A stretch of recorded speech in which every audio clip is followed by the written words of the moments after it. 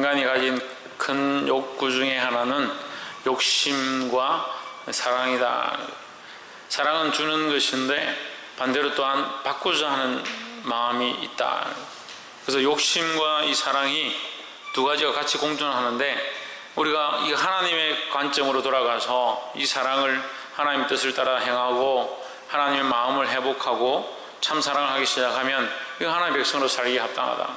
하지만 반대로 내 욕심을 따라 살면 나를 사랑하고 자기 사랑하는데, 자기 인생을 허비하는데 써버린다는 거예요. 똑같은 사랑인 것으로 보이지만 그것은 욕심과 사랑으로 나눠진다. 근데 이 사랑도 또한 누구의 사랑? 하나님의 사랑으로 돌아가고 회복하는 것이 필요하다라는 거예요. 인류의 역사가 이 두 가지 관점 안에서 항상 부딪히고 공존하고 시험에 들고 넘어지고 했다는 거예요. 아담과 하와도 결국 어떠한 것에 빠졌느냐? 사랑하긴 사랑했는데 자기 자신들을 사랑해서 자기들이 하나님처럼 되려고 하다가 자기들의 영광과 자기들의 생명을 보존하려고 하다가 결국 그 욕심 때문에 죄에 빠져서 죽음에 이르게 되었다는 거죠. 그리고 인생이 그 욕심을 죄로 말미암은 결과가 뭐냐? 사망이다. 죄는 어디서 왔느냐? 교만하면서 왔다. 그래서 교만이 가장 문제다는 거야. 인간에서 가장 조심해야 될 모습이 뭐냐? 교만하는 모습이다라는 거야. 그래서 항상 교만하지 않도록, 그럼 교만하지 않으면 어떻게 해야 되냐? 분수를 알아야 된다. 분수를 안다는 게 뭐예요? 내 위치를 안다. 내가 어디에 있어야 하고 어떤 역할을 해야 하고 하나님 앞에서 사람 앞에서 어떻게 하는 것이 내가 해야 될 도리고 이것이 하나님 기쁘시게 하는 것인가, 그 자리를 찾는 것이 분수를 아는 것이라는 거죠. 그러니까 분수를 모르니까요, 자기가 주의 종을 섬겨야 되는지, 주의 종을 핍박해야 되는지, 주의 종을 가르쳐야 되는지, 주의 종의 말씀을 들어야 되는지 헷갈리는 거예요. 심지어 나아가서 하나님 말씀을 들어야 되는지, 그 말씀에 순종해야 되는지, 내가 하나님 말씀에 토를 달고 하나님 말씀이 이런 옳으니 뭐가 어떻니 이렇게 해야 되는 자리에 있는지 헷갈리는 거예요. 그게 분수를 모른다는 거예요. 그러니까 뭐 한다? 교만해진다. 교만해진다. 자기 위치를 모르니까, 자기 상황을 모르니까, 자기가 있어야 할 자리를 모르니까 아담과 하와가 그 선악과 앞에 있어야 될 자리가 아니다는 거죠. 근데 우리도 또한 항상 어디 가느냐? 선악과 앞에 가는 거예요. 내가 이걸 먹을까 말까? 내가 이렇게 살까 말까? 고민을 왜 하냐고요. 고민을 하니까 순종이 안 되죠. 주님 내가 여기 있사오니 나를 보내주시옵소서 이렇게 해야 되는데, 뭘 이렇게 합시다 하면 맨날 고민해. 고민. 해야 되나 말아야 되나? 목사님 또 이렇게 하라는데 안 하면 또 뭐라 할 거고 혼낼 거고. 혼낼 건 줄 아는데 왜 고민합니까? 자기 생각이 있고 자기 욕심이 있고 위치를 모르니까 자꾸 불순종하는 거예요. 보게 되기를 주의 이름으로 축복합니다. 여기 우리가 역대상 2장에서 욕심에 대해서 우리가 함께 보기 원하는데, 우리가 지금 보고 있는 역대상의 이 족보는 일반적인 족보와는 조금 다르게 이게 전개를 해놨습니다. 물론 다른 족보도 그렇게 하지만 우리가 보고 있는 마태복음이나 누가복음에 대한 나와 있는 족보들은 일렬로 아담, 셋 이런 식으로 내려가죠. 쭉 내려가면서 족보가 형성되어 있는데, 이 지금 여기 기록된 족보들은 노아가 셈, 함, 야벳을 낳았으면 셈이 누구누구를 낳고 함이 누구를 낳고 야벳이 누구누구를 낳고, 그럼 셈의 아들 누구누구는 뭘 하고 이렇게 전개를 해나가니까 이게 혼란스러울 수 있어요. 시대적으로 쭉 얘기를 해놓고 다시 올라가서 이 사람이 낳은 이렇게 하니까 시대가 이렇게 혼동스러울 수 있습니다. 그런 참고를 하시고, 4절에 보면 유다의 며느리 다말이 유다로 말미암아 베레스와 세라를 낳았으니 유다의 아들이 모두 다섯이었더라 했습니다. 3절 다시 볼까요? 유다의 아들은 에르와 오난과 설란이, 이 세 사람은 가나안 사람 수아의 딸이 유다로 말미암아 낳은 자요, 유다의 맏아들 에르는 여호와 보시기에 악하였으므로 여호와께서 죽이셨고, 에르가 악했다. 에르가 악해서 이게 대개결혼이죠. 계대결혼 제가 말씀드렸죠. 유다 족속의 이 결혼 제도는 맏형이 장가를 갔다가 맏형이 만약에 병응이나 어떤 문제가 있어서 죽게 되면 그 집안의 대를 이어야 하기 때문에 동생이 다시 저 형수랑 결혼을 하게 돼 있다. 그게 법이 그래요. 그 법이 나온 가장 큰 이유는 그 집안의 혈통을 이어야 되기 때문에, 대를 이어야 되기 때문에 이 대를 잇는 것이 가장 중요한 요소 중에 하나로 이제 보였다는 거죠. 그리고 그렇게 시대적으로 그렇게 바라보았고, 또 성경에서 하나님께서 대를 잇게 하시는 것이 그 집안의 축복이다는 거죠. 그래서 자식을 낳는 것이 하나님 앞에 큰 축복이었다는 거죠. 물론 지금도 자식을 낳는 것이 축복입니다. 하지만 지금은 이제 이 출산에 대한 이 축복에 대해서 많이 희미해졌기 때문에, 이때 당시에는 사람도 별로 없을 뿐더러 인구도 얼마 없는데 이 대를 잇는 거, 이 가게를 번창케 하는 거, 이것이 굉장히 큰 소명 중에 하나였다는 거죠. 그래서 유다의 집안에 이 대를 이어야 되는데 아들 3명이 낳은 거죠. 에르와 오난과 셀라 셋을 낳았습니다. 그런데 문제는 이 에르가 하나님 앞에 악하니까 하나님께서 그를 치셨다는 거죠. 그 장가를 갔는데 에르가 죽어버렸습니다. 그 형수가 누구냐? 다말이다. 다말에게 오난이 장가를 다시 간 거죠. 형수에게. 이 형이 죽었으니까 계대결혼을 하기 위해서 오난이 형수에게 장가를 갔는데, 형수와 동침해서 애를 낳아도 자기 앞으로 되지 않을 것 같으니까 이게 제대로 부부 생활을 하지 않습니다. 이 성경에 설정했다 했는데, 하여튼 그런 실제적인 부부 생활을 하지 않고 다른 어떤 이런 일들을 해서 하나님께 그도 치시는 거죠. 그리고 에르와 오난 다 죽습니다. 그러니까 셀라만 남은 거죠. 셀라가 남았는데, 셀라는 이 막내 아들인데 나이 차이가 많은 거죠. 에르와 오난은 성인이었지만 셀라는 어려서 이 아이가 자라서 이 형수와 결혼하기에는 너무 나이 차이가 많이 나는 거예요. 그러니까 유다가 이 셀라를 키워서 주든지 그런 방법들을 써야 되는데 그렇게 하지 않습니다.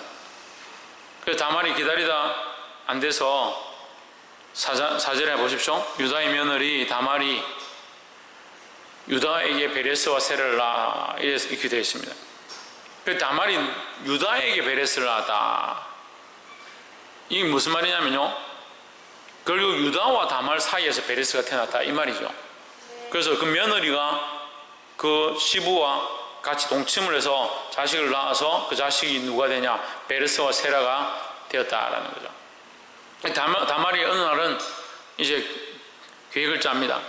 이렇게 변장을 하고 몰래 숨어서 어두컴컴한데 이렇게 앉아가지고 몸 파는 여자처럼 이렇게 있습니다. 유다가 나이가 들어서 이제 늙어서 앞도 잘 안 보이고 이제 죽을 날이 다 됐는데, 자기가 이제 노년에 길에 나갔다가 이제 보고 다말인지 모르고 장녀인 줄 알고 자기가 뭐 가진 건 없고 도장이랑 뭐 이렇게 지팡이랑 주면서 나와 한번 같이 자달라 이렇게 하고 대가를 지불하고 그 여인과 잤는데, 그 여인이 누구냐? 다말이었던 거죠. 그게 사실 인간적인 관점에서 보면 굉장히 지저분한 그다음 민준아 지저분한 내용들의 성경에 기록된 거예요. 그 제가 지금 이게 설교를 하면서도 민망하고 말씀이 어떻게 이렇게 민망하고 좀 지저분할 수 있느냐 이런 생각이 들지만, 중요한 것은요, 유다가 의도적으로 그렇게 한 게 아니라 다말이 의도적으로 했다. 그럼 다말은 왜 그런 엄나는 짓을 했을까? 그럼 다말이 자기 시부모하고 같이 자기 위해서 했느냐? 그렇지 않다라는 거예요. 다말의 이 중심이 뭐냐? 이 계대를, 이 계보를 이 집안에 잇기 위한, 자기가 이 집안에서 부름을 받아서 이 집안에 시집을 와서 이 집안의 가문을 연결하기 위한 자기가 목적으로 시집을 왔는데, 거기 대를 끊는 이 일을 자기가 하고 싶지 않은 거예요. 또한 자기가 이 집에 왔다는 이 소명을 자기는 이루고 싶은 이 열정을 가지고 있는 거예요. 그래서 계대결혼은 이게 이 유다의 족속에게는 이 법에서 벗어난 게 아니죠. 그래서 원래대로 한다면 오난이 죽었으니까 누구요? 세라를 키워서 이 다말에게 장가를 보내야 되는데 그렇게 하지 않은 이 유다의 잘못이라는 거예요. 그래서 다말은 이 집안을 어쨌든 살리고 이 집안의 대를 잇기 위해서 자기가 마지막에 이 방법을 썼다는 거예요. 최고의 수단을 쓴 거죠. 그래서 나중에 이제 이 다말이 임신한 소식을 듣고 유다가 이제 돌로 쳐 죽이려고 이 여인을 죽이려고 할 때에 그 여인이 그 품에서 지팡이와 도장을 이제 보여줍니다. 그래서 유다가 그것을 보고 내가 죄인이고 그 다말이 그 며느리가 잘못이 없다 이렇게 해서 유다가 이제 뉘우치고 그 뒤로 가까이 가지도 않고 자식을 낳고 살도록 그렇게 해줬는데 그 이 다말에게서 결국은 예수 그리스도의 조상이 이제 태어나게 되는 거죠. 예수님의 조상이 태어나게 되는 거죠. 무슨 얘기를 하냐면 이 굉장히 지저분한, 인간적으로 봐서 굉장히 지저분한 얘기인데 이 다말은 무엇을 가지고 있었느냐? 선한 욕심을 가지고 있었다는 거죠. 우리가 인간적으로 봤을 때 이 다말이 얼마든지 다른 데 시집가서 다른 행복들을 누리면서 아직 젊고 자기 나름대로의 생활을 가질 수 있었지만 부름받은 소명, 자기를 통해서 태어나야 될 이 일들에 대한 이것을 꿈꾸고 그것을 끝까지 자기 자리를 지켰다라는 거죠. 인간적으로 볼 때 별로 이게 뭐 거룩하고 좋은 일들이 아니지만 그가 소망한 그 일들, 그가 이것을 통해서 대를 잇고자 하는 그 열정을 통해서 그에게서 그 욕심으로 인해서 선한 일들이 일어났다는 거예요. 룻도 똑같습니다. 룻도 가부였고 이방 여인인데 쫓겨나서 저 남편이 죽었기 때문에 그도 고향에 돌아가서 다른 남자를 만나서 행복한 삶을 살 수 있었지만 그는 그의 어머니를 따라서 돌아왔고 당신이 섬기는 하나님이 나의 하나님 될 것이다 하고 그가 따라왔습니다. 그 소명과 그 소망을 가지고 그가 돌아와서 그 시어머니를 따라왔을 때에 그에게 보아스라는 남편을 하나님께서 허락해 주시는 거죠. 그로 말미암아 또한 이 메시아의 후손이 거기서 메시아의 조상이 거기서 태어나도록 하시는 그런 은혜를 베푸셨다라는 거예요. 우리가 보기에는 별로 이해가 안 되고 아주 우리가 생각하는 로맨틱한 그런 결혼의 풍습이나 상황들이 되지는 못했지만 뭐가 중요하냐? 선한 욕심을 가지고 선한 방법들을, 선한 길들을 찾고자 하는 그 모습 가운데 하나님께서 그들에게 은혜를 베풀어 주셨다라는 거예요. 근데 또 한 가지 7절에 보면 가르미의 아들은 아갈이니 했습니다. 아갈이란 말은 우리가 처음 듣습니다. 그런데 이 자세히 보면 이것은 아간입니다. 아간. 갈미의 아들은 아간이니, 이 아간은 이제 여기는 아갈에 됐지만 실제로 이제 우리가 여호수아서에 보면 이게 아간으로 나오죠. 아간은 그는 진멸시킬 물건을 범하여 이스라엘을 괴롭힌 자이며 했습니다. 어디를 진멸했습니까? 여리고성을 진멸했죠. 여리고성을 진멸하고 거기서 빼앗은 물건들을 불살라야 되고 완전히 죽이고 도만하고 없애야 된다고 하나님 말씀하셨는데 그것을 취해서 숨겨두었다는 거예요. 숨겨둠으로 말미암아 이스라엘이 뭐가 임했느냐? 이스라엘의 패망할 수 있는 그런 상황까지 가버리는, 전쟁에서 패하고 더 이상 나아갈 수 없는 그런 상황까지 가버리는 그런 비참함이 임했다는 거예요. 근데 무엇이냐? 이것은 그냥 이 아갈의 단순한 욕심, 그 물건들을 버리기 싫은 욕심에서 시작된 것이다. 여러분, 똑같은 욕심이었습니다. 하나는 선한 욕심이고 하나는 자기를 위한 욕심이다. 이 아갈로 말미암아 구원에 일이 일어난 것이 아니고 이 아갈로 말미암아 이스라엘에 괴로움이 임하고 죽을 수밖에 없는 그런 안타까운 일들이 생겼다는 거예요.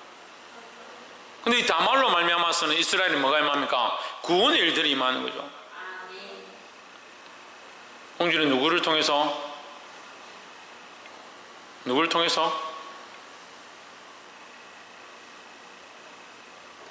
누구를 통해서 구원의 일이 임했다?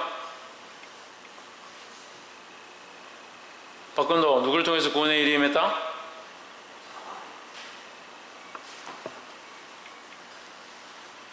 김민준 누구를 통해서 구원의 일이 임했다?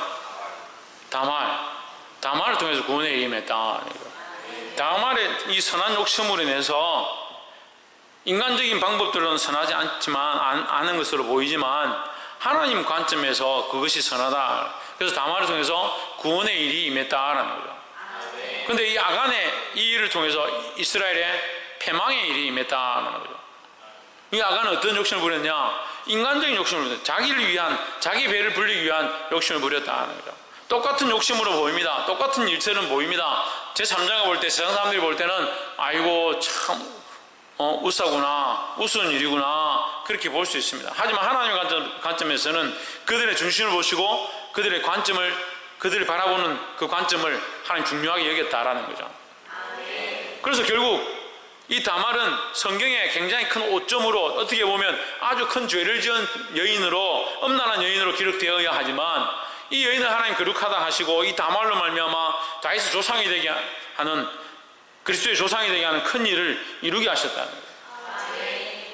하지만 이 아간은 그런 인간적인 욕심을 부림으로 말미암아 성경에서 두고 좋지 않은 자로, 두고 욕심을 부려서 이스라엘을 멸망으로 이끄는 자로 표현되고 있다는 겁니다. 여러분, 우리는 어떤 자리에 있어야겠습니까? 이스라엘 백성들을 거룩한 자리로 이끌었던 이 다말과 같이 이 교회 가운데, 우리에게 맡겨진 영혼들 가운데 구원으로 이끄는 그 선한 욕심을 가져야 될 줄 믿습니다. 자기 배를 불리고 자기가 맛있는 거 먹고 자기 시간을 내는 데는 자기 재물을 쓰고 시간을 쓰고 자기 삶을 투자하면서 영혼을 살리고 우리에게 맡겨진 아이들을 일으키는 데는 5분도 쓰는 게 아깝다고. 과연 여러분의 시간 속에, 여러분의 삶의 순간순간에 영혼을 살리기 위해서, 맡겨진 아이들을 일으키기 위해서, 저는 지금 교회의 이 학생들과 아이동부가 심각한 위기라고 생각합니다. 한 달째 제가 이것을 고민하고 있고 가슴 아파하고 있고 신경을 쓰고 있습니다. 그런데 저만 그런 것 같아요. 저만 아무도 신경 쓰지 않는 것 같아요.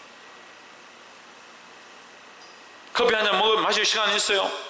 자기들 놀 시간이 있어요. 얼마든지 있어요. 아이들 위해서 5분을 투자하라고 해도 5분을 투자하지 않습니다. 기도하라 해도 기도 안 합니다. 찾아가서 신방하라 해도 신방하지 않습니다.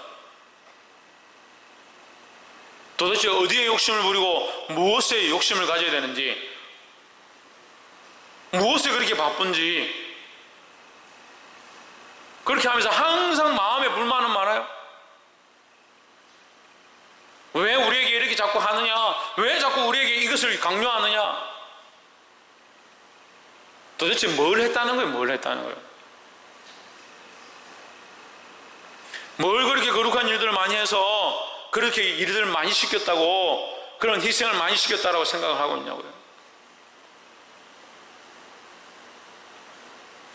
선한 욕심을 가지게 되기를 주의 이름으로 축복합니다. 14절에 넷째로 느다넬과 다섯째로 라떼와 여섯째로 오셉과 일곱째로 다윗을 낳았으며 했습니다.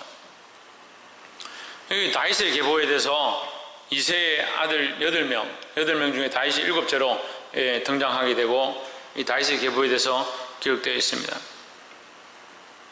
다윗을 낳게 하시는 것, 이 다윗을 우리가 어떻게 봐야 되냐? 가장 선한 욕심을 가진 자 중에 한 사람이다. 다윗이 정치를 잘하고 나라를 똑바로 세우고 전략가고 전쟁을 잘하는 자로, 위대한 장수로 서서 나라를 일으켰습니다. 하지만 더 중요한 것은 뭐냐? 그가 그 많은 피를 흘리고 그 많은 싸움을 싸우고 그 많은 전략들을 짤 때에 하나님 그를 뭐라고 표현하시냐? 내 마음에 합한 자라고 표현하십니다. 우리가 보기에는 가장 잔인한 자이고 가장 수많은 사람들을 죽였고 가장 이웃들과 전쟁을 많이 한 사람 중에 한 사람, 다윗이다.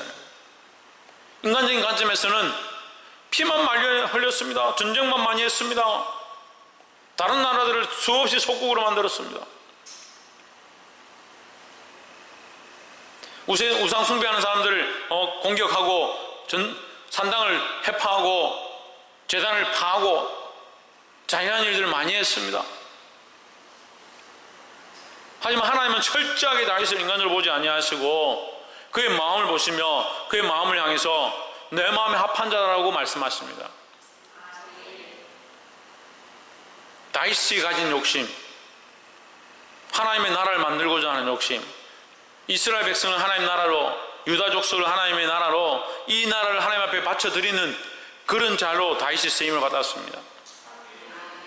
우리는 또한 어떠한 사람이 되어야 되겠습니까? 우리도 또한 하나님이 통치하시는 일들이 우리 삶에 일어나고 이 나라와 이 민족이 하나님의 통치 안에 들어가기를 기도해야 될 줄 믿습니다.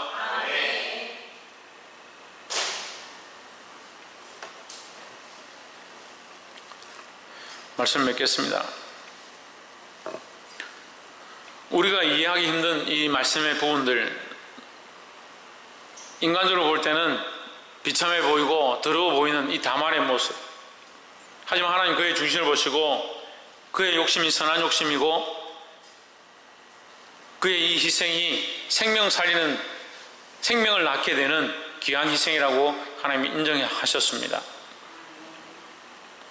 우리는 우리의 생을 너무 소중하게 생각하니까 자기 몸을 드리는 거, 자기 인생을 드리는 거, 자기 삶을 드리는 거, 거기에는 너무 인색하고 자기는 굉장히 존귀한 사람입니다. 하나님 앞에 드릴 것은 없어요. 선한 욕심은 전혀 없고 자기를 위한 욕심은 엄청나게 가지고 있어요. 그러니까 조금만 드리려 해도 불평불만이 나오기에 더 바쁜, 조그만 인생을 하나님께 투자하라 해도 불평불만하게 바쁜, 생각을 바꾸지 않습니다. 할 일이 없어서, 하고 놀 게 없어서 자기를 위해서 돈을 쓰고 시간을 쓰는 데는 얼마든지 투자합니다.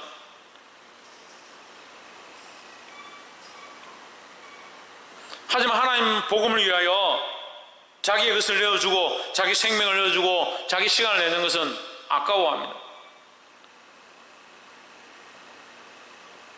이런 우리가 이 아간과 뭐가 다르겠습니까? 우리에게 주어진 수많은 것들을 내 것이라고 숨겨두고 나를 위해 쓰고 나를 위해 먹기 위해서 훔쳐놓은 이 아간과 뭐가 다르겠냐고. 주를 위해 사용하는 자들이 되기를 주 이름으로 축복합니다. 이 다윗과 같이 세상이 판단하고 세상이 비방하고 세상이 욕하지만 하나님의 마음에 합한 자, 오히려 세상과는 싸우고 하나님과 화평할 수 있는 자들이 되기를 주 이름으로 축복합니다. 세상에 비난을 당한다 할지라도 믿음으로 서서 하나님 나라 달려갈 수 있는 저와 여러분 되기를 주 이름으로 축복합니다. 기도하겠습니다.